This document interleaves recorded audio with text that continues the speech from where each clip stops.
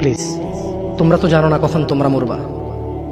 শোনো, তুমি অপরাধ করিও যদি তোমার মনে হয় আল্লাহ তোমাকে দেখে না, তখন করিও। তুমি অপরাধ করিও যদি তোমার মনে হয় আল্লাহ তোমাকে জিজ্ঞেস করবে না, তুমি নিশ্চিত বেঁচে যাবা।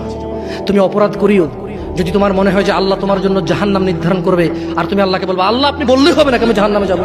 যদি এই ক্ষমতার অধিকারী হও তাহলে তুমি অপরাধ করিও।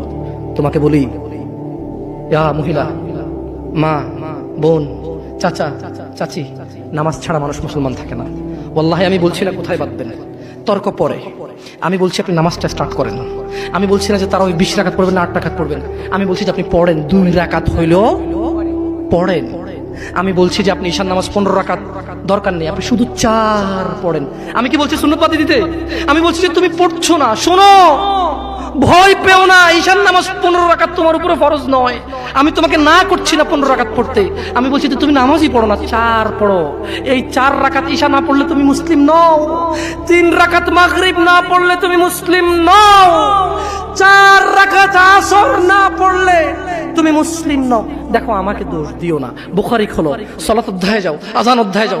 আল্লাহর নবী বলেছে তারা ওরা কাফির, ওরা মুশরিক, ওদের আর আমি মুহাম্মদুর রাসূলুল্লাহ সাল্লাল্লাহু আলাইহি ওয়াসাল্লামের উম্মতের মধ্যে পার্থক্য হচ্ছে নামাজ। ও সাহাবা, ও উম্মত, তুমি চিনবা মুহাম্মদের উম্মতকে সাল্লাল্লাহু। ও আমার উম্মত, তুমি কি আমার উম্মতকে চিনতে চাও?